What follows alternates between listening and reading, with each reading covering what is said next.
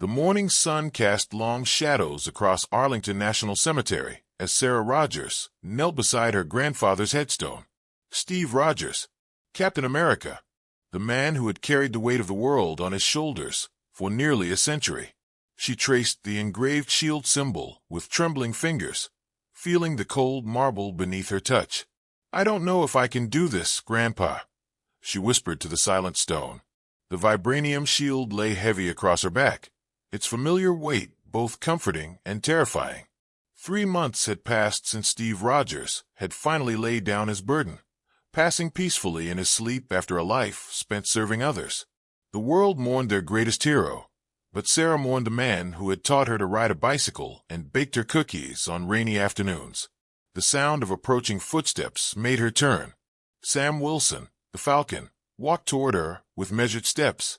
His face carried the same grief that had haunted everyone who knew Steve personally. Behind him, Bucky Barnes emerged from between the headstones, his metal arm catching the morning light.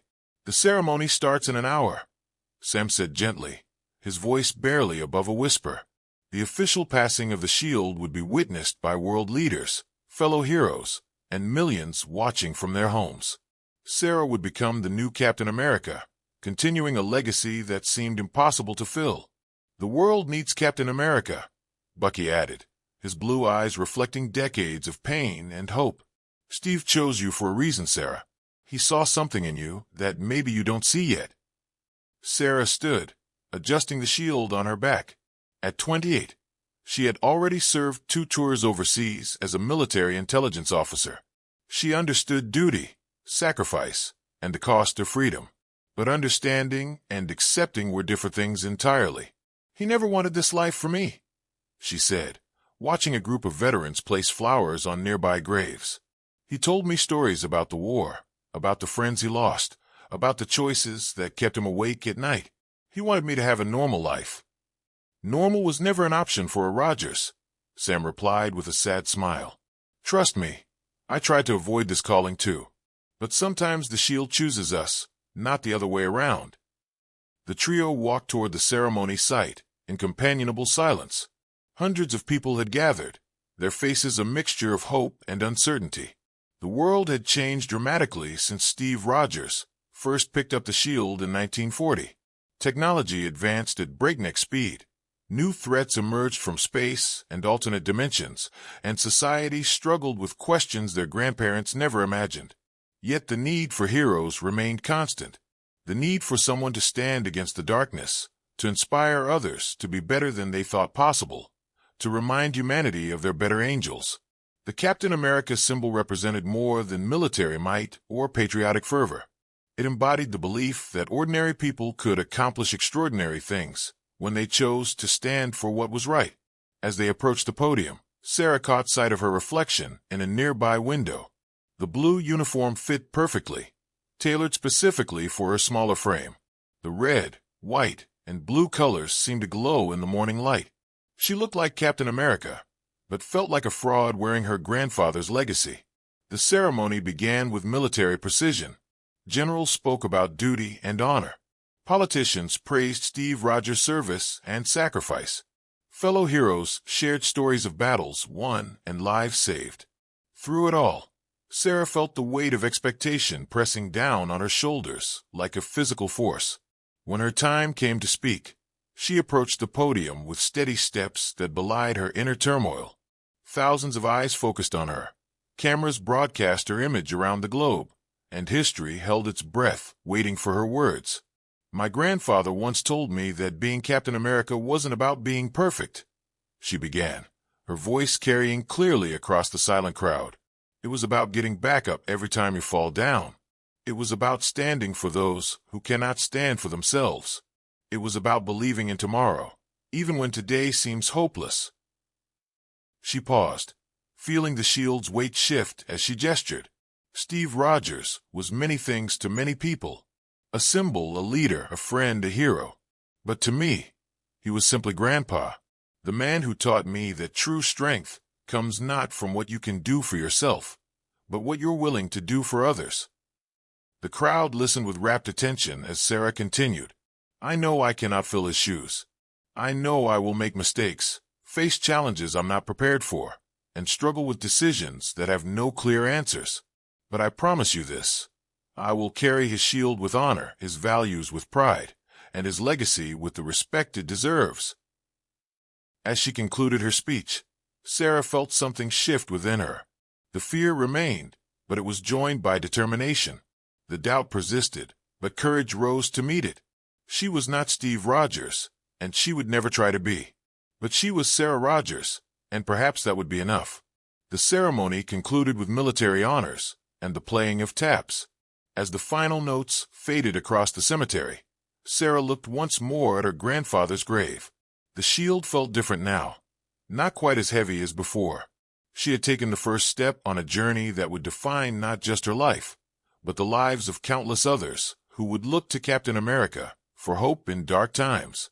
Tomorrow would bring new challenges, new threats, and new opportunities to prove worthy of the trust placed in her.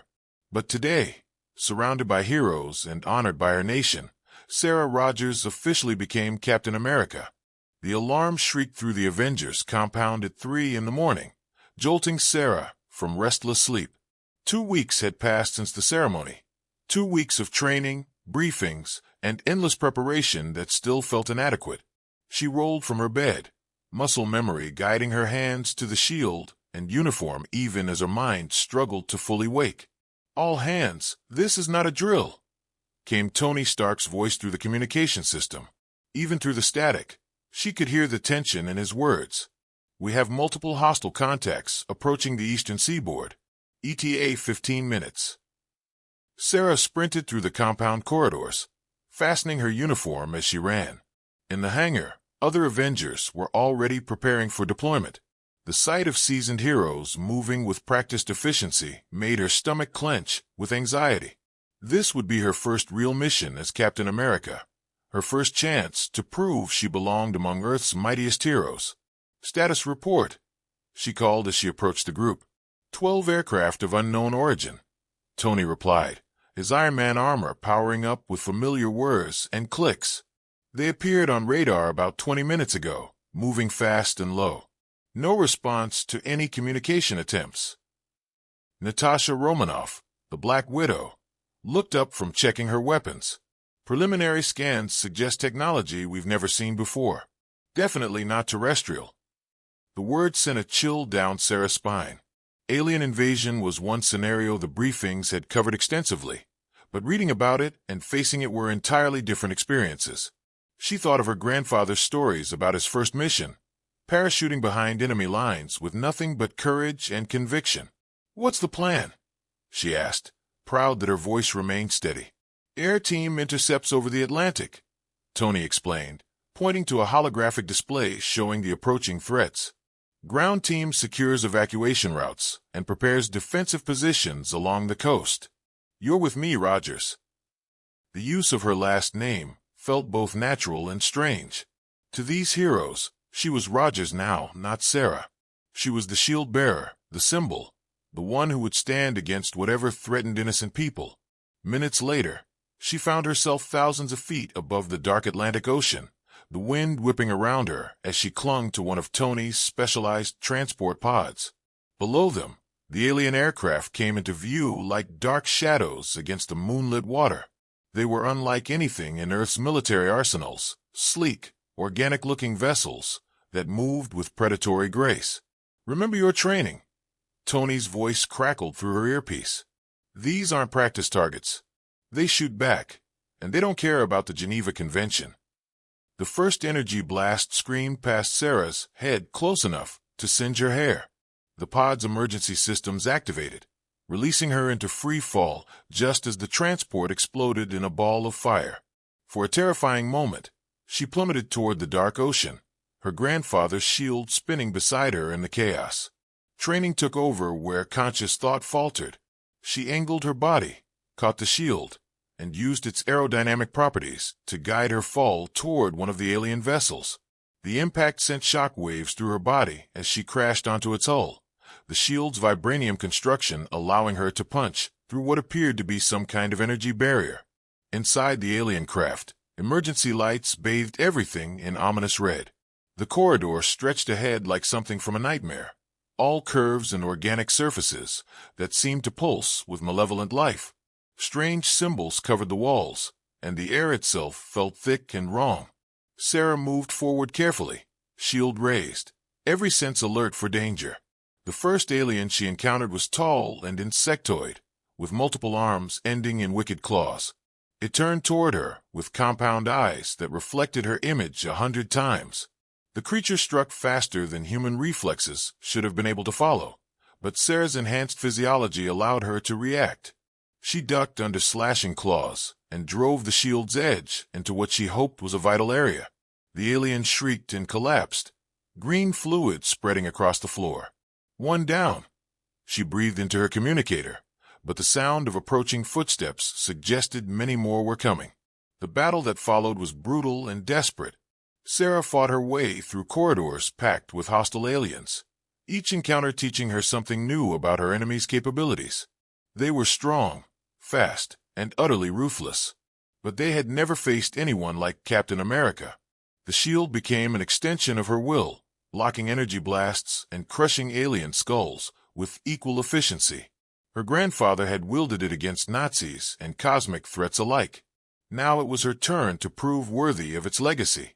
She reached what appeared to be the ship's bridge, just as explosions rocked the vessel.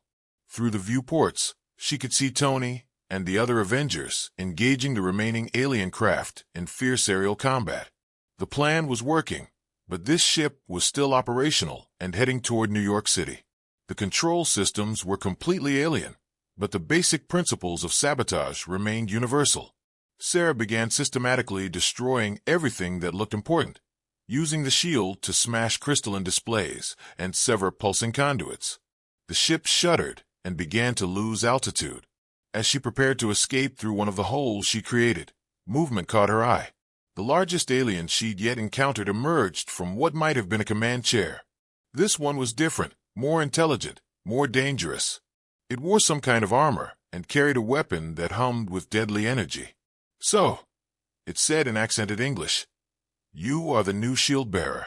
Your predecessor caused us considerable trouble." The revelation that these aliens knew about her grandfather sent rage coursing through Sarah's veins. How long had they been watching Earth?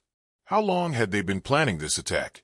"He taught me everything I need to know about dealing with bullies," she replied, raising her shield. The alien commander laughed, a sound like breaking glass. "We shall see if the student learned the lessons well." The final battle was intensely personal. This wasn't about military strategy or global politics. This was about a young woman proving to herself and the universe that she was worthy of the shield she carried. Every blow exchanged, every near miss and successful strike, carved away another piece of her self-doubt. When the alien commander finally fell, Sarah stood victorious, but exhausted. The ship was falling rapidly toward the ocean, its systems failing one by one. She had perhaps seconds to escape before impact. The jump from the disintegrating alien vessel into the cold Atlantic required every ounce of faith she possessed. As she plummeted toward the dark water, shield clutched against her chest, Sarah Rogers realized something profound. She was no longer afraid of failing to live up to her grandfather's legacy. She was ready to create her own. 3 months after the alien incursion, Sarah had settled into her role as Captain America with growing confidence. The public had embraced her. The Avengers accepted her as an equal, and she was beginning to believe she truly belonged behind the shield. That confidence would be tested in ways she never imagined. The mission seemed routine by Avenger standards. Intelligence reports suggested a terrorist cell was planning to steal experimental weapons from a government facility in Nevada. Sarah led a small team, including Sam Wilson and Bucky Barnes, both of whom had insisted on accompanying her despite her protests that she could handle a simple raid. "It's not about your capability," Sam had explained during the pre-mission briefing. "It's about making sure Steve's legacy is protected. We owe him that much." The Nevada facility sat in the middle of nowhere, a cluster of nondescript buildings surrounded by chain-link fence and security cameras. According to their intel, the terrorists had already infiltrated the compound and were in the process of acquiring weapons that could level city blocks. Sarah crouched behind a concrete barrier, studying the facility through high-powered binoculars. Something felt wrong about the entire situation. The security response seemed too light, the terrorist movements too predictable. Her grandfather had taught her to trust her instincts, and right now those instincts were screaming danger. Movement in Building C. Bucky reported through the comm system. His sniper position on a nearby ridge gave him perfect oversight of the compound. Looks like they're loading something into vehicles. Copy that, Sarah replied. Sam, take the north entrance. Bucky, maintain overwatch. I'm going through the main gate. The plan was simple, direct, and should have worked flawlessly.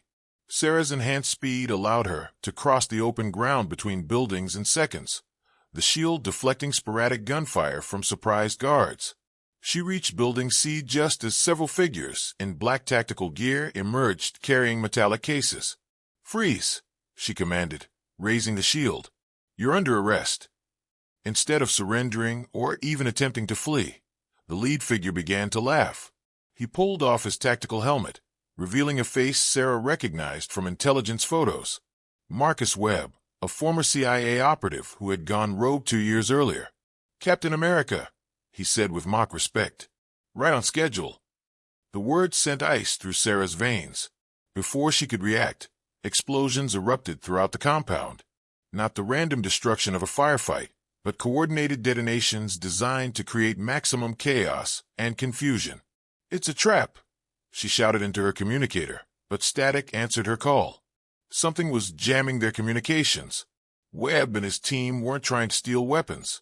They were using the facility as bait to lure Captain America into a carefully orchestrated ambush. Sarah realized with growing horror that someone with intimate knowledge of Avengers protocols had planned this operation. The next few minutes became a nightmare of smoke, explosions, and coordinated attacks from multiple directions. These weren't ordinary terrorists or even enhanced individuals. They moved with military precision and carried weapons specifically designed to counter her abilities. An energy net wrapped around Sarah's legs, its alien technology similar to what they'd faced over the Atlantic months earlier. Before she could cut herself free, tranquilizer darts peppered her uniform. Her enhanced metabolism fought against the drugs, but she could feel her reflexes slowing. The great Captain America, Webb taunted as his team closed in around her. Did you really think we didn't know about your little Avengers procedures? Your mission planning? Your weaknesses? Through the haze of drugs and confusion, Sarah heard the distinctive whine of Sam's wings. Her teammate dove from the sky like an avenging angel, his red-winged drone providing covering fire as he landed beside her. Stay down, Sam shouted, his voice tight with concern and anger. He began cutting through the energy net with specialized tools, his movements sharp and efficient. But even Sam's intervention couldn't prevent what came next. From her position on the ground, Sarah watched in horror as a sniper's bullet caught Sam in the shoulder, spinning him around and sending him crashing into a nearby wall. Sam, she screamed, adrenaline burning away the effects of the tranquilizers. She threw the shield with desperate precision, the vibranium disc striking the sniper's rifle and sending the weapon spinning away. Bucky's voice crackled through the damaged comm system. Sarah, get out of there. This whole thing is compromised. Someone sold us out. The revelation hit her like a physical blow. Someone within their own organization had betrayed them. Someone with access to mission details, team capabilities, and operational procedures had handed them over to their enemies. Webb apparently enjoyed the look of realization on her face. You're beginning to understand, aren't you? This isn't just about you, Captain. This is about what you represent. There are people in very high places who think the world has outgrown the need for symbols like Captain America. Sarah helped Sam to his feet, her mind racing through possibilities. Who had access to their mission details? Who knew their capabilities well enough to plan this kind of trap? The list was disturbingly short and included people she had learned to trust implicitly. We need to move, she told Sam, whose injury was bleeding freely but didn't appear life-threatening. Can you fly? Not well, but I can manage, he replied through gritted teeth. Where's Bucky? As if summoned by his name, Bucky Barnes appeared around the corner of Building C, his assault rifle smoking from recent use. Behind him, several unconscious figures in tactical gear lay scattered across the ground.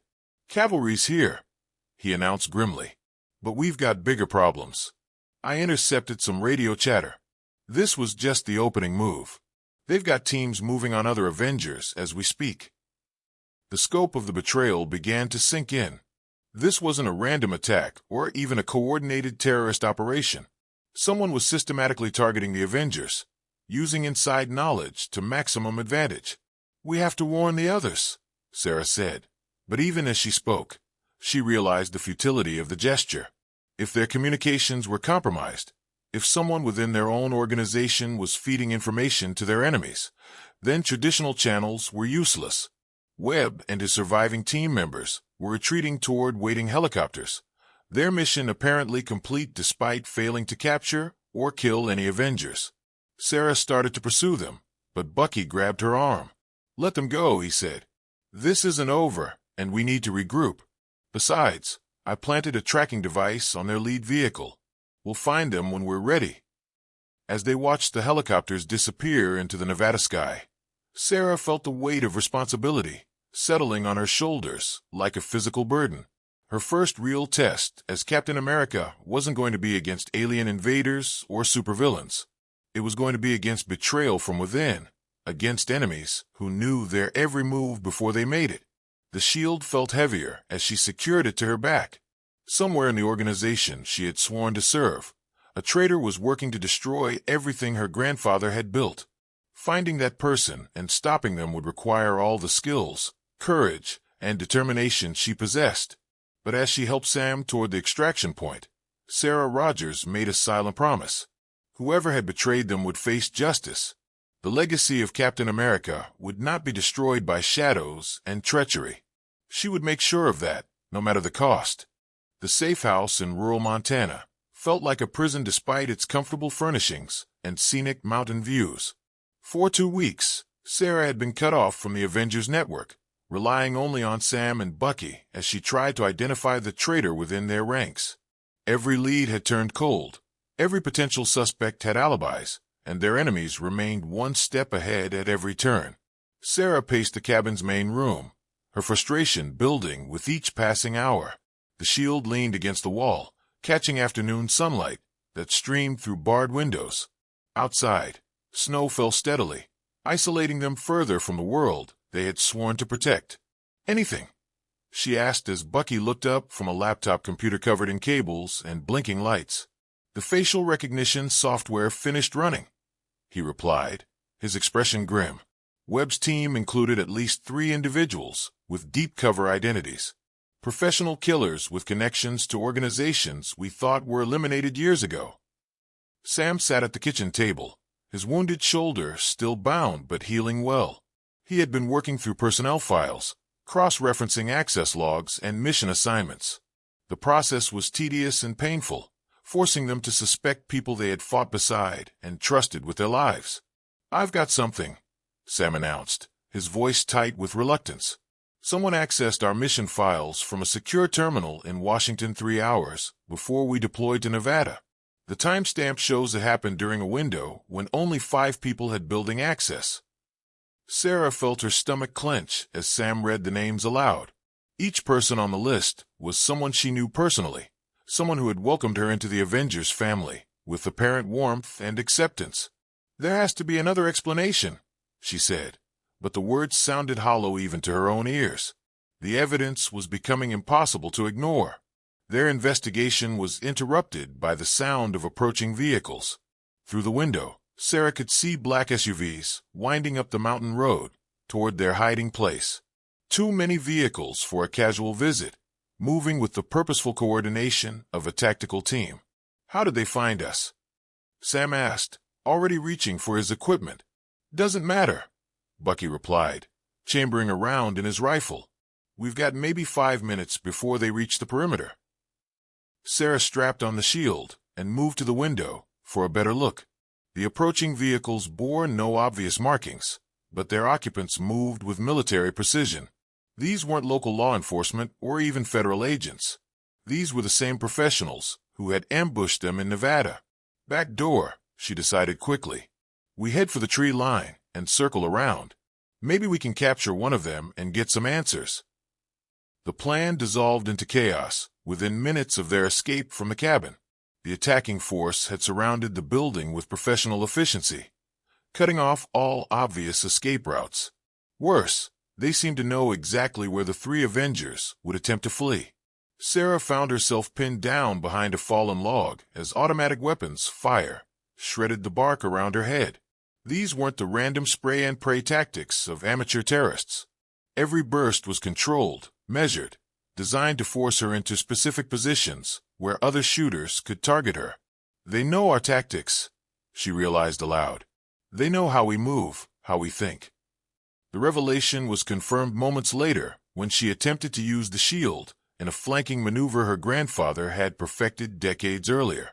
The attackers were ready for her, redirecting their fire to precisely where the move would take her. She barely managed to abort the action before walking into a perfectly prepared kill zone. Through the chaos of gunfire and tactical communications, Sarah heard a voice that made her blood run cold. It was calling out positions, coordinating the attack, directing the assault with intimate knowledge of Avengers' capabilities. The voice belonged to Maria Hill, the woman who had personally welcomed Sarah into the organization and overseen much of her training. "No," Sarah whispered, refusing to accept what her ears were telling her.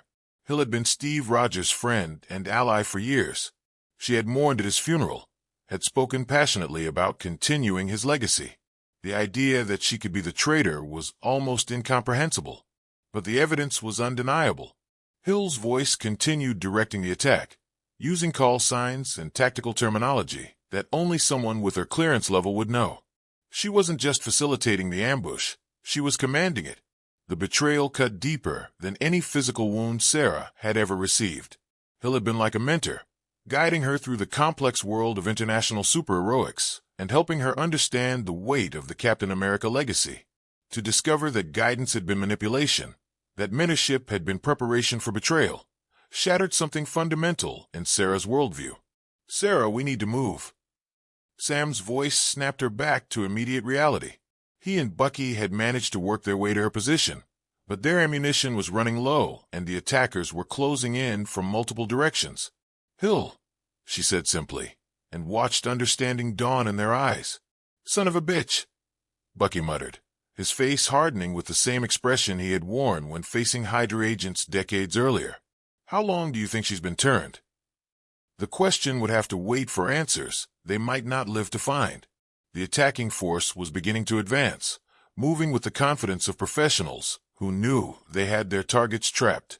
Sarah made a decision that went against every tactical principle she had been taught.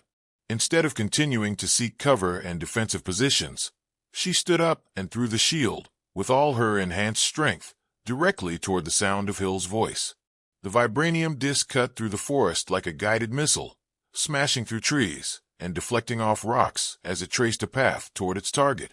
Sarah heard a cry of pain and surprise, followed by the distinctive sound of the shield embedding itself in a tree trunk. Without waiting to see the results, she sprinted toward the sound, leaving cover behind and trusting her enhanced speed and reflexes to carry her through the storm of bullets that immediately erupted around her. She found Maria Hill pressed against a tree, blood streaming from a gash on her forehead where the shield had come close enough to split the bark inches from her skull. Hill's tactical team had scattered, their careful coordination broken by the unexpected assault. "Why?" Sarah demanded, standing over the woman who had betrayed them all. "Steve trusted you. I trusted you."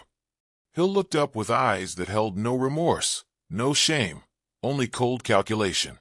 "Steve Rogers was a relic," she said flatly, "a symbol from a simpler time that had no place in the modern world.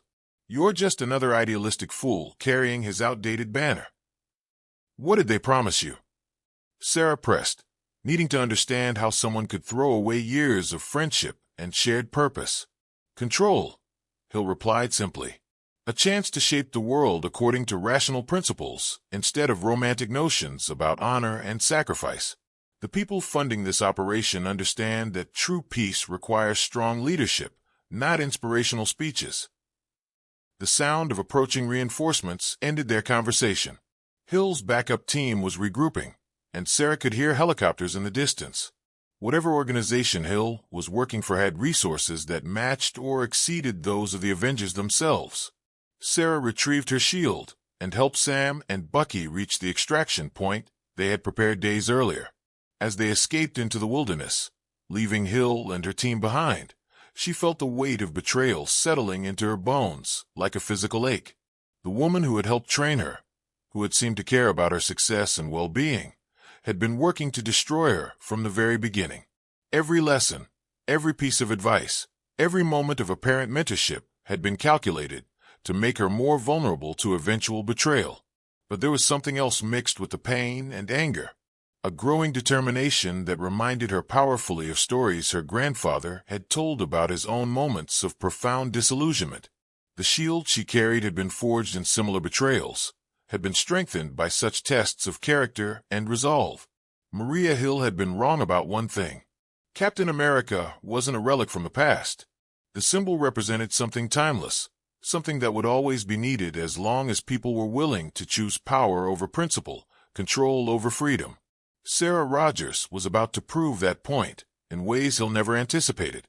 Maria Hill had been wrong about one thing. Captain America wasn't a relic from the past. The symbol represented something timeless, something that would always be needed as long as people were willing to choose power over principle, control over freedom. Sarah Rogers was about to prove that point in ways Hill never anticipated. The final confrontation came at dawn in the place where it all began, Arlington National Cemetery, beside Steve Rogers' grave.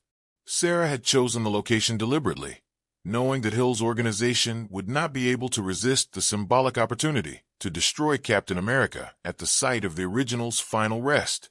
She knelt beside her grandfather's headstone, as she had months earlier, but this time she was not seeking comfort or guidance.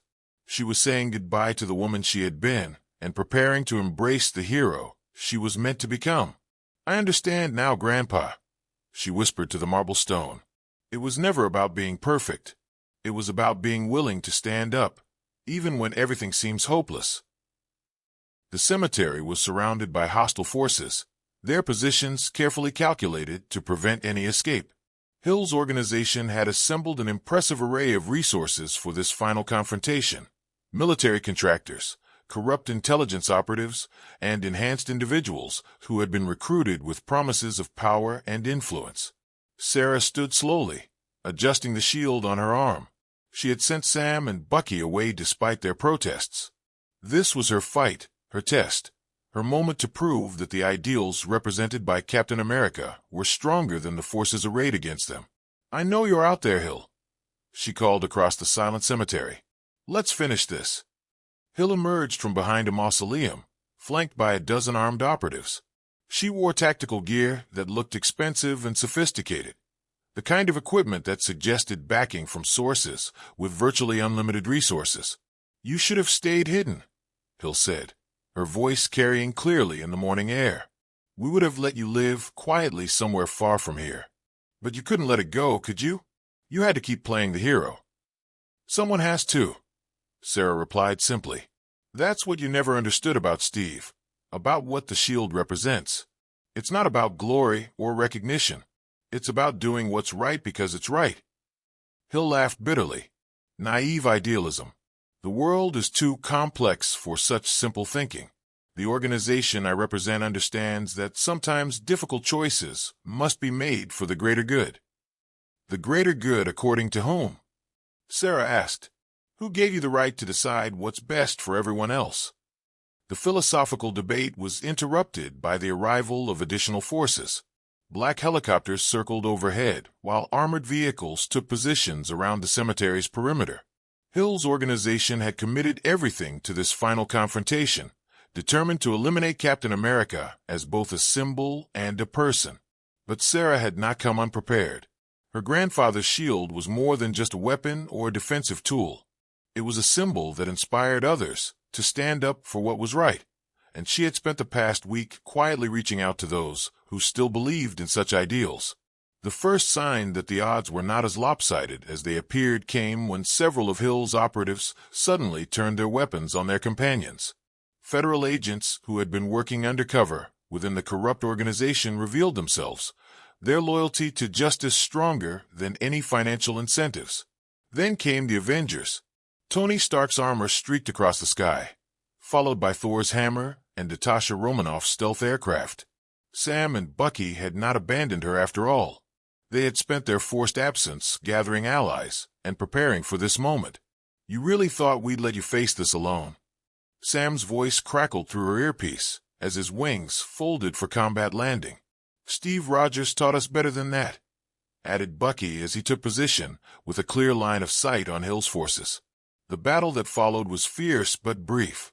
Hill's organization had resources and training, but they lacked the one thing that made the Avengers truly formidable: the willingness to sacrifice everything for each other and for the people they had sworn to protect. Sarah found herself face-to-face with Hill in hand-to-hand combat among the tombstones of America's heroes. The older woman was skilled and ruthless, using techniques designed to exploit perceived weaknesses in Sarah's fighting style. "You're just a child playing with your grandfather's toys," Hill snarled as she landed a series of precise strikes that sent Sarah staggering backward. "Maybe," Sarah admitted, deflecting a vicious combination with the shield. "But I'm a child who learned from the best teacher in the world." She spun the shield in a move Steve Rogers had perfected against Red Skull decades earlier, the vibranium edge catching Hill across the temple and sending her sprawling among the graves. Hill tried to rise, reaching for a weapon, but Sarah was already there, the shield pressed against her throat. "It's over," Sarah said quietly. "Your organization, your plans, your vision of control through deception, all of it ends here." Hill looked up with eyes full of hatred and defeat. "You think this changes anything? There will always be others like me, people who understand that idealism is a luxury the world can't afford." "You're right," Sarah replied, pulling Hill to her feet. "There will always be people who choose the easy path of cynicism and control. That's why there will always be a need for Captain America." As federal agents moved in to arrest Hill and her surviving operatives, Sarah walked among the graves of Arlington, seeing them with new eyes. These were not just monuments to the dead, but reminders of the living. Each headstone represented someone who had chosen to stand for something greater than themselves. Her grandfather's grave looked different now, less imposing and more welcoming. She knelt beside it once more, but this time she felt no weight of inadequacy or fear of failure. She felt only gratitude for the lessons learned and the path that lay ahead. "Thank you," she whispered to the stone, "for teaching me that being Captain America isn't about being perfect. It's about getting back up every time someone knocks you down. It's about believing in tomorrow even when today seems impossible." The shield felt lighter on her arm as she stood to rejoin her teammates. Around her, the Avengers were helping to secure the scene and tend to wounded agents. The work of heroes was never finished, but it was work worth doing. Sam approached, his wing harness folded but ready for immediate deployment. "So what now, Cap?" The title no longer felt like a burden or an impossible standard to meet. It felt like a promise she was ready to keep, a legacy she was honored to continue. "Now we do what Steve would have done," she replied, looking out over the cemetery where so many heroes rested. "We go home, we prepare for the next threat, and we remember that freedom isn't free. It requires constant vigilance and the willingness to fight for it every single day." Tony Stark's voice crackled through the communication system. "The cleanup crews are en route. Hill's organization had files on dozens of other operations worldwide. Looks like we've got our work cut out for us." Sarah smiled, feeling a sense of purpose settle into her bones, like warmth after cold. This was what her grandfather had tried to prepare her for. Not just the physical challenges of carrying the shield, but the emotional and spiritual weight of representing hope in a world that often seemed hopeless. "Good," she said, surprising herself with the enthusiasm in her voice. "The world needs Captain America, and Captain America needs something to fight for." As the sun climbed higher over Arlington National Cemetery, Sarah Rogers walked among her teammates toward whatever challenges awaited them. The shield on her arm caught the morning light, its red, white, and blue colors seeming to glow with inner fire. She was no longer the uncertain young woman who had knelt beside her grandfather's grave months earlier. She was Captain America, protector of the innocent, defender of freedom, and keeper of a legacy that would outlive them all.